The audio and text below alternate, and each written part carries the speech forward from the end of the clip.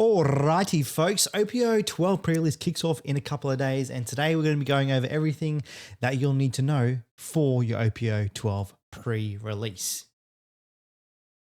OP12, we're going to get used to that. There's no O's, there's no zeros in there, it's just 12. Oh, idiot.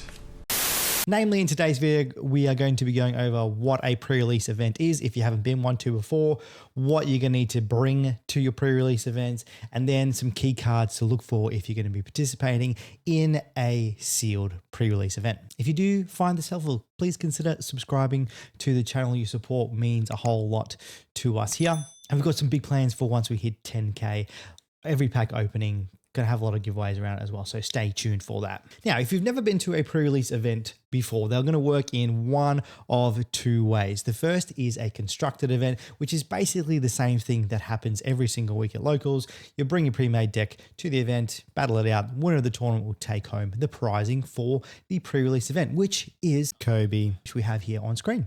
She's pretty, SpongeBob. The second way that a pre-release event is run is a sealed event. So basically how that works is part of your entry, you'll get 6 packs of OP12, you open them up and you'll build a 40 card deck from the cards in those packs. Now, apart from there being less cards in the deck, 40 instead of 50, there are a few other deck building rule changes when it comes to these sealed events. The first is there's no color restriction. So it doesn't matter what leader you bring, you can have whatever color cards in your deck. So if you have a red leader, you can play red cards, green cards, pink cards, purple cards, brown cards, whatever cards you find in your pack, you can put them in your deck. The other rule is there's no single card limit. So what I mean by that, usually in a deck, you can only have a maximum of 4 copies per card. When it comes to these sealed events, that rule goes out the window. You can have as many copies of a single card as you want. And there is another rule when it comes to these sealed events, and that is the cards that you don't put in your 40 card deck become your sideboard, your side deck. So you can interchange those cards with the cards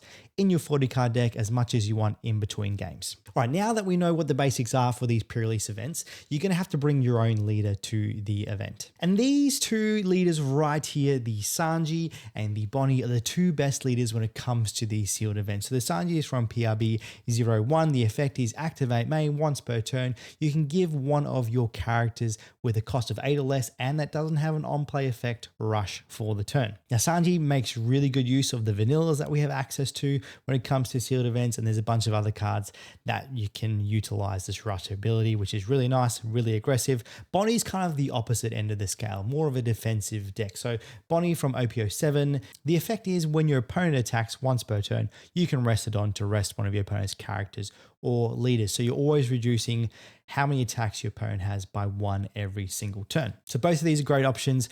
Probably going to be leaning a bit more towards Sanji, generally the slightly better option out of these two. But having looked at the cards in the set, there is an argument to run one of these leaders as well, the red Zoro from OP01 and the green-yellow Yamato from OP06. Now, the reason why you would want to run Zoro is because of a few different reasons. Slash attribute, supernova type, and the name Zoro as a leader. There are a few cards in the set that activate because of those names, types, attributes. Plus, Zoro used to be a really good leader in the sealed events. The effect is Don times 1. You can give all of your characters a plus 1000 buff for your turn. Now, Yamato is going to be a good leader in this set because of a couple of reasons. We don't have access to a lot of blockers in this set. And there are a lot of 2Ks in the set, but a lot of them are uncommon or higher in rarity. So you may not see a whole lot of them, which makes Yamato a really great aggro option. Built-in double attack, and then when your opponent has 3 or less life cards, you can attach 2 rested Don to something, which is really, really nice. Now, if you do want to play a new leader, there is another Zoro, which is good for all those reasons we mentioned with the red Zoro, the attribute, type, and name.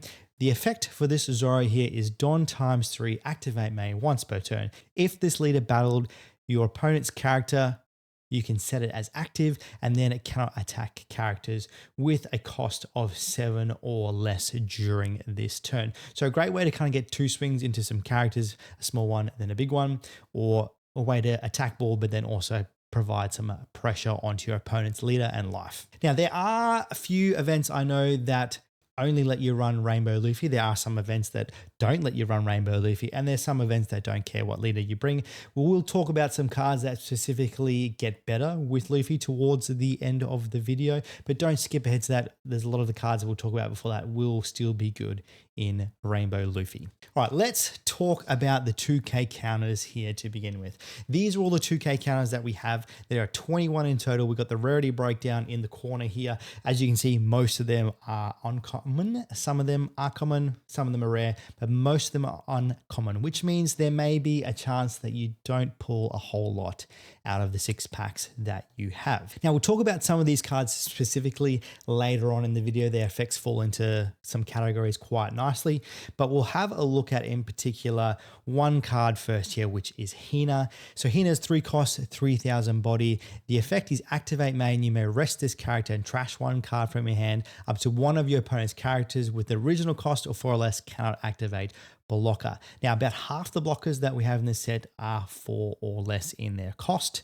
so that can be quite relevant. Mainly going to be used as a bit of a finisher because you do have to trash a card from your hand as well. Now, speaking of blockers, these are all the blockers that we have access to. As you can see, there's not a lot of them.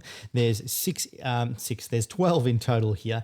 One of them is an SP, one of them is a secret, 2 of them are super rares, and 2 are rares. So there are some options there, but a lot of them are higher rarity. So there's a decent chance you're going to see very little to no blockers in the cards that you pull. And once again, we'll talk about a few of these later on in some other sections that they fit in nicely too, but these are the blockers that we have to work with. And as you can see, Yamato can be pretty good because not a lot of them, and a lot of them are higher rarity. Let's first take a look at Kirishiro. This is a 2 cost 1k blocker, the only 2 cost blocker that is running around. The effect may or may not come up depending on what cards you pull in your packs. The effect is if your slash attribute character with a cost of 5 or less other than this character would be KO'd by your opponent's effect, you may rest this character instead. So there's not a lot of slash characters that are good, but there are some, so you will probably have some in your deck. But having said that as well, there's not a lot of KOing effects available to us in this set as well. So this effect may not come up, but good to be aware of it. You're going to be running it in your deck anyway. Next up, we're going to be looking at Shanks. Shanks is a pretty good card all round. Got vanilla stat lines, 4 costs, 6,000 power, is that blocker. And then the effect is on your opponent's attack once per turn, you can trash a card from your hand and you can give one of your opponent's characters or leaders minus 2,000 power for the turn. So that's really good just in general, just to reduce some sort of incoming attack, maybe put it below whatever's being attacked into or put it in a threshold that one of your blockers can block. But what's also really relevant is that it's for the turn, the effect. There are some cards that will allow you to restand your leader in this set, as well as the built-in effect of the new Zoro. If you see that running around, it can restand itself. And then Captain Kidd is another one that may be running around. Good leader we didn't mention in the beginning, but that's a leader that can also restand itself. So there's a few options that leaders can attack twice in a turn. So this card becomes a lot more relevant when you're coming against those leaders. All right, next we are running into our first secret rare. This is the Bonnie. So on play for the Bonnie here, 5 cost 6,000 power body, by the way, with 1,000 counter. On play, if you have 8 or more rested cards, you draw 2 cards, then you trash a card. Great way to get some good hand cycle, some good filtering into those better cards that you need. And then you can set one of your Don cards as active. So essentially becomes a 4 cost 6k blocker, falling into that vanilla stat line. Really good card kind of all around there. Is going to be seen in a lot of green decks going forward, but the secret rare may not see it in the packs that you pull, but if you do, great one to include. The last one that we are going to be looking at here in terms of some good blockers is the Mihawk. So the Mihawk costs you 8. On play, you can set 4 of your rested Don cards as active, so essentially making him a 4 cost character, and then you cannot play any other characters with the original cost of 7 or more during this turn. That part of the effect not really going to come up with the card pool that we have available to us, but being able to restand forward on, really nice. And then just having a big 8k body, that's also a blocker, is really, really nice to have. Super rare, may not see it, but if you find it, include it in your deck. And going over the blockers, just include everyone that you find just because of that rarity and the limited amount that we have. Similar with your 2Ks, just include as many of them as you pull in your deck. Now, we're going to be looking at the big heroes when it comes to these events, especially if you are running Sanji as your leader, the vanillas. As you can see, we've got a nice spread here of vanillas, 12 in total. All of them are common. And we do have a nice variety. We unfortunately don't have a one cost 3K vanilla, but we had 2 all the way up to 8, which is really nice to see, to have some 8K bodies. And once again, Sanji can give any of these characters rush.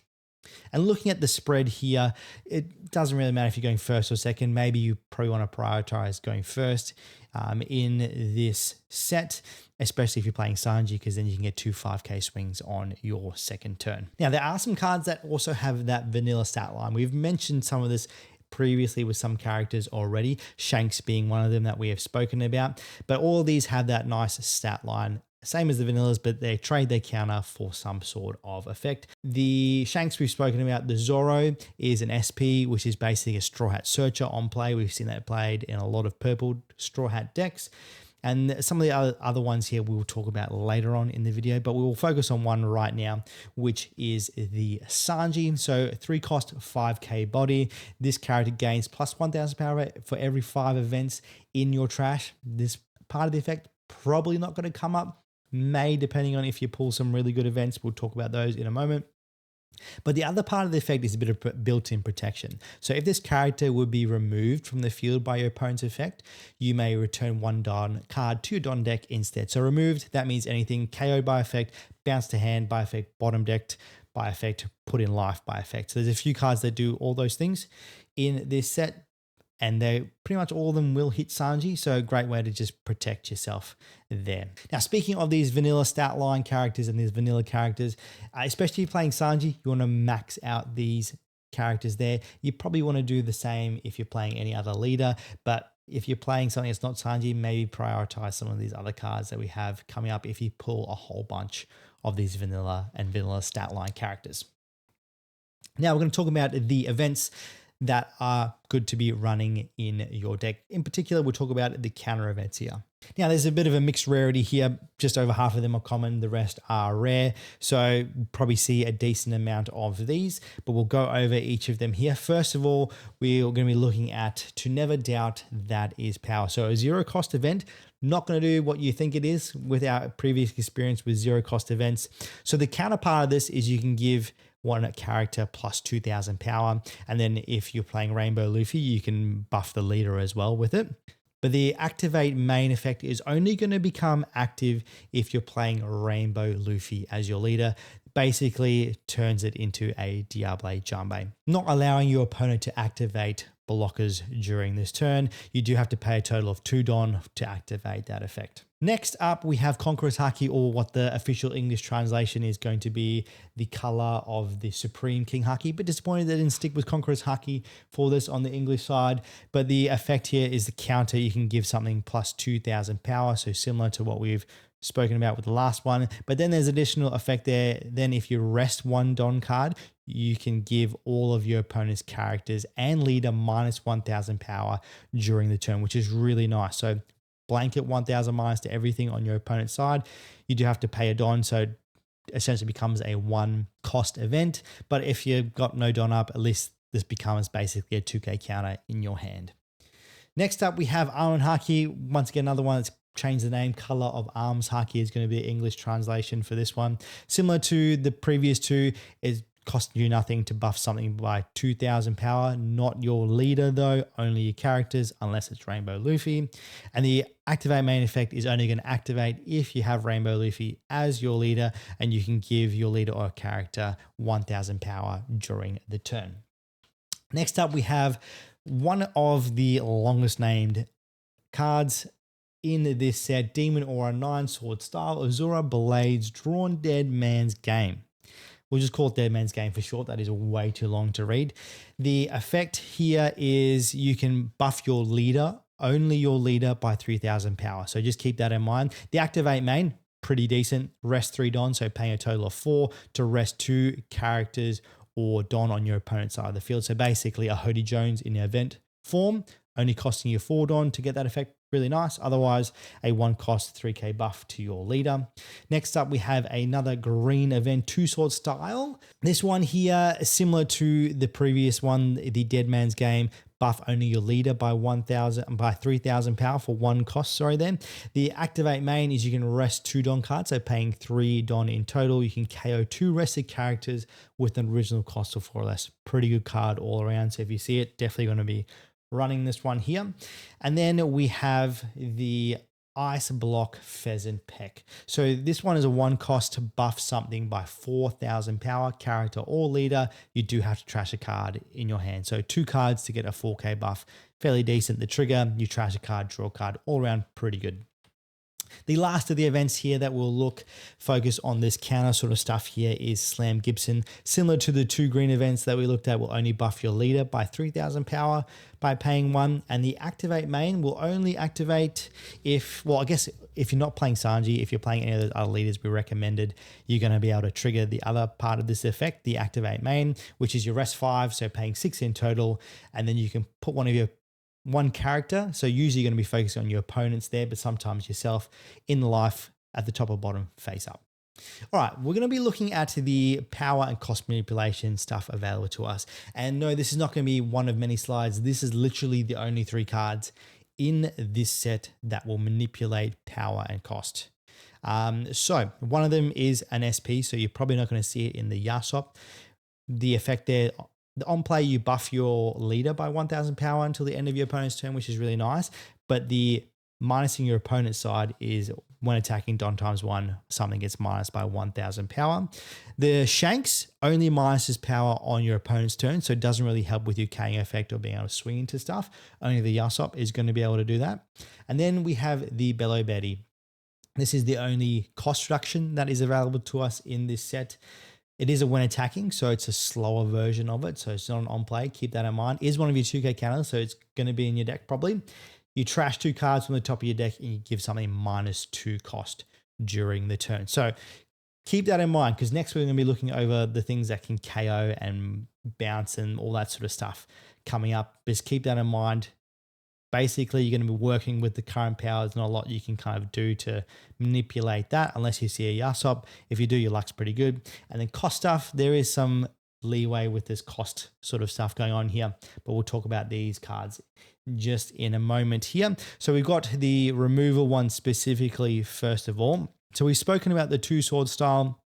That will KO original cost of 4 or less. So the Bello Betty does not play any role in affecting that there. The Slam Gibson will pop into life, 9 cost or lower. You can combine that with the Bello Betty to take out basically the Teach is the only thing if your opponent pulls it. Otherwise, Slam Gibson is going to hit everything in the set anyway. And then the Sentomaro, the yellow one just above there, it's only in there for the trigger, which will KO something with a cost of 4 or less. Now let's break down some of these other ones here. We'll start off with Miss All Sunday. So her effect is on play. You can KO one of your opponent's characters with a cost of 3 or less. Doesn't say original, so you can combine this with the Bello Betty to KO something with a cost of 5 or less, and you're going to hit a lot of things in the meta when it comes to combining those 2 cards. After the KO, your opponent does get to ramp a Don as active. So got to be careful with some early use. You don't want to give your opponent too much kind of advantage with that. Late game doesn't really matter. The trigger, you can Don -1 to play the card and then be able to also activate that on play KOing effect. Really nice card. Next up, we have one of our 2k counters in Zephyr. On play, you do have to trash 2 cards from your hand. The activate main, you trash this character, return 1 character with a cost of 5 or less to the owner's hand. Doesn't say original, so you can combine it with the Betty, bounce something back with a 7 cost, but it is fairly hefty to be able to activate this. You're already trashing 2 cards from your hand when you play it, and then you're also trashing this character. So you're minusing 3 cards just to get rid of one of their cards. So not going to be worth it most of the time. Maybe just good as a finisher if you just need to clear a blocker. But yeah, good card to kind of keep in mind just in case you get into a sticky situation with a bigger body. Next up, we're going to have the Ursa Shock. So this is a 4-cost event. Activate main. You can KO something with a cost of 4 or less. Once again, not original cost, can combine it with that Betty. And then if you have a character with a cost of 8 or more, you can KO something with a cost of 6 or less instead. So that 4, you're going to hit about half the blockers, you're going to hit a fair chunk of vanilla and some of those good kind of effect characters. 6 costs, you're going to hit a majority of stuff that's going to be going on there. Combined with the Betty, 8 cost, you're hitting pretty much everything in this set. The trigger for this one is you draw a card and then you trash a card from the top of your deck.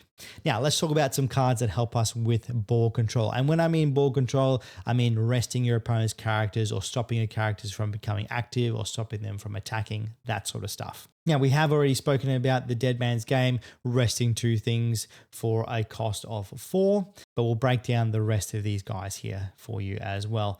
Let's first take a look at Kozabaru.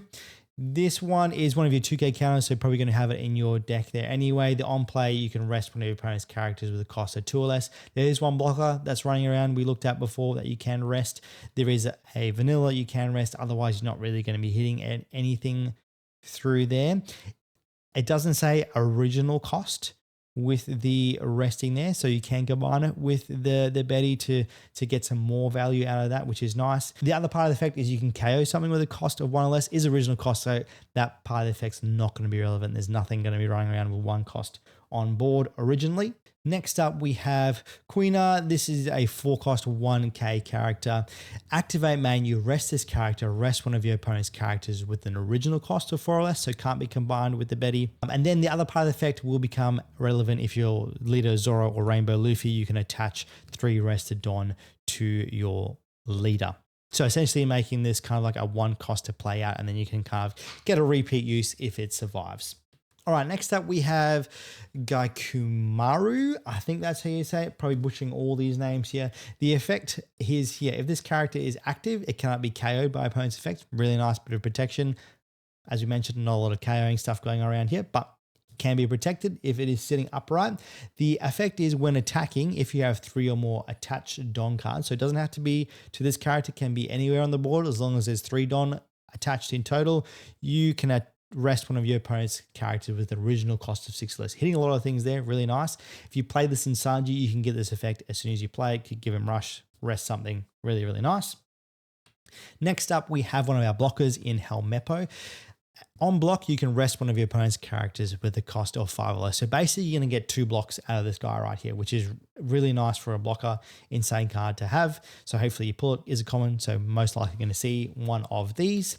Next up, we have Toshigi. So Toshigi is one of those vanilla stat line characters we looked at before. On play, you can rest one of your opponent's characters with an original cost of 6 or less. And then similar to the card we looked at earlier on, if your leader is Zoro or Rainbow Luffy, you can attach 3 rested Don to the leader.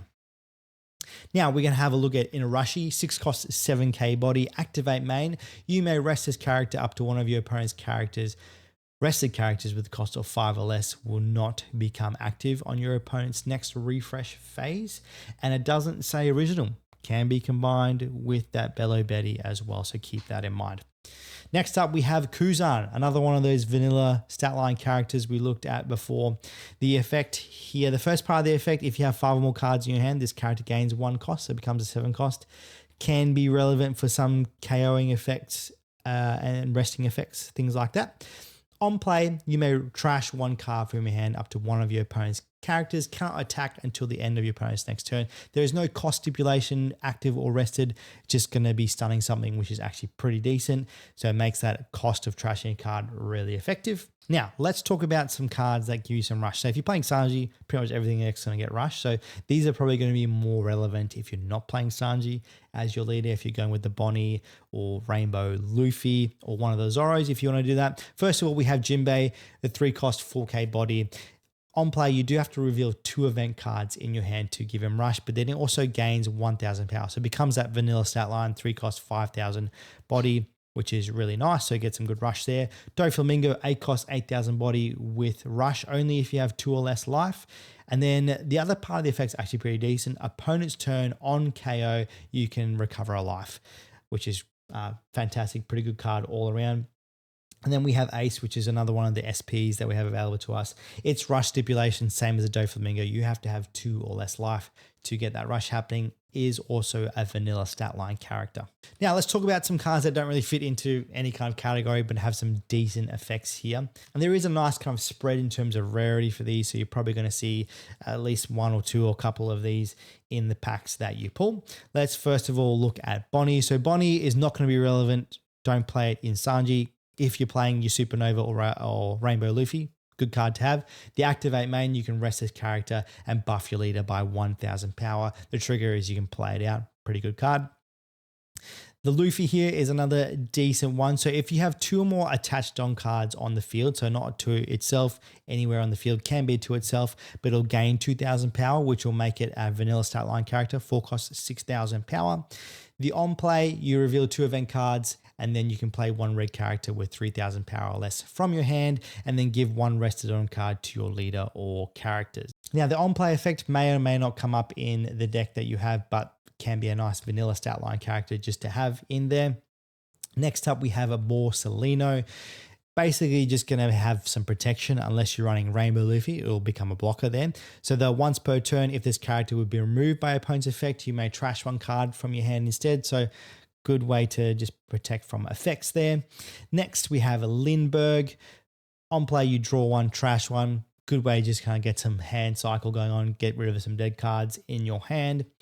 Next up, we have Zoro. So this is similar to the Bonnie, only going to be good if you're not playing Sanji as your leader. So on KO, you can play 1 Supernova character with a cost of 4 or less from your hand rested. But your leader doesn't have to be Supernova, which is why the Zoros, the Bonnie, and the Rainbow Luffy make this really good. The trigger, don't worry about it. Not going to be hitting anything with the trigger for this one. Next up, we have Kalgara, actually pretty decent card. 5 costs 6k body.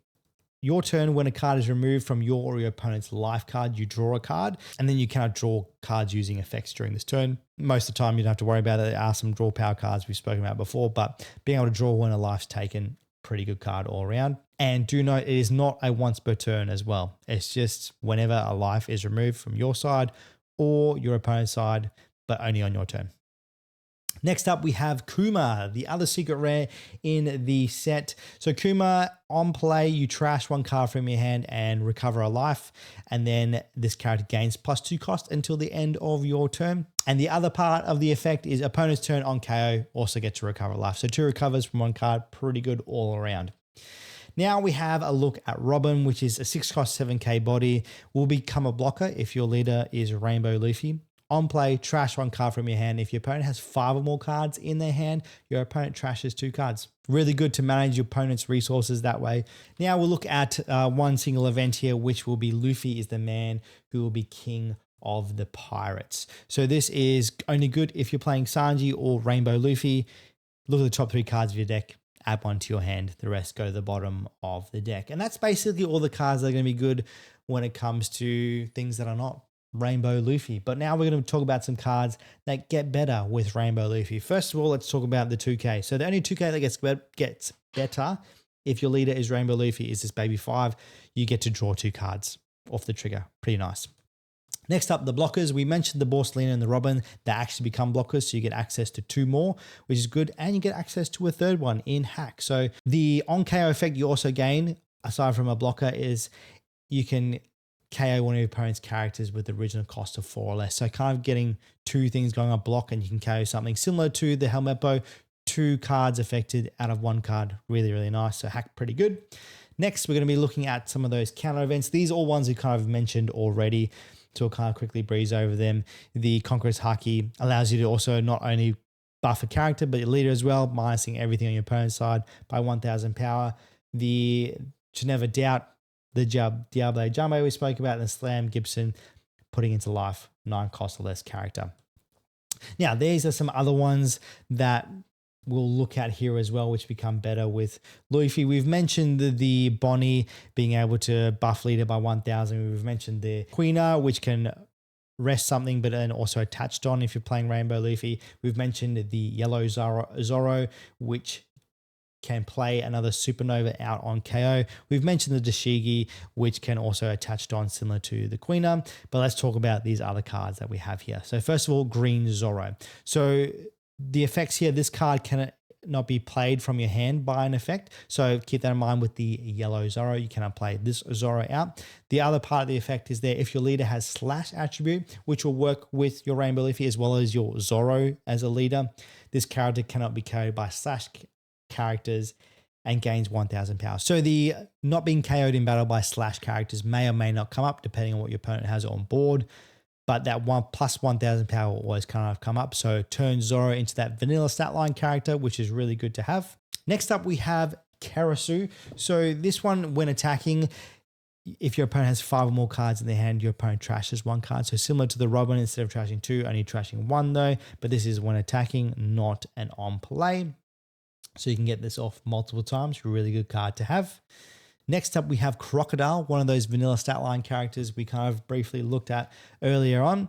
The effect for this one, on your opponent's attack once per turn, Don -1. Up to one of your leader or characters gains plus 2000 power during the battle. So a nice way to just get an extra bit of buff protection for leader or character. Next up, we have Sakazuki, 7 cost, 8k body. On play, you get to draw 2 cards. Really nice. Activate main once per turn, trash 1 card from your hand, give up to 1 rested Dom card to your leader or one of your characters. So that part of the effect you may or may not want to use, but that on play, drawing 2 cards, really, really nice. Next, we have Dragon, because Dragon's actually a pretty decent card. Does depend on what you pull. You'll see now as we read the effect, the on play, you do have to place 3 characters with Rev Army type from your trash to the bottom of your deck. So that's probably the biggest kind of stipulation you have to try and meet to get the effect off. But if you can do that, you will then get to play 1 character with a cost of 6 or less from your trash. You're playing 14 Don worth of card for just 8 Don. Really, really nice. Big body as well. So good one to run in Rainbow Luffy, the Monkey D Dragon. Next up, we have the Bulk Burst, one of 2 events we'll look at for Rainbow Luffy in particular. This will allow you to do one of 2 things. You can either return 1 character with a cost of 4 or less to the owner's hand. Is not an original cost as well, so it can be combined with that Bello Betty we spoke about earlier. Or if you have 6 less cards in your hand, you can draw 2. So pretty good card all around. And the last card that we will look at here today is the other card with the name of Luffy is the man who will become King of the Pirates. This is the green version. This will allow you to set your leader as active. So only if you're Rainbow Luffy or if you're playing Zoro as leader, get some double swings in. Really nice. The trigger, buff your leader by 1000 power. Alrighty folks, there is the breakdown of basically everything you need to know, all those key cards, all those key rulings you need to know for your pre-release events. Hopefully you guys enjoyed. Good luck with your pre-release events. Join the Discord, let us know if you've won, let us know if you have any questions, let us know down in the comment section below if we missed anything in this video, but stay beautiful and we'll see you all in the next one.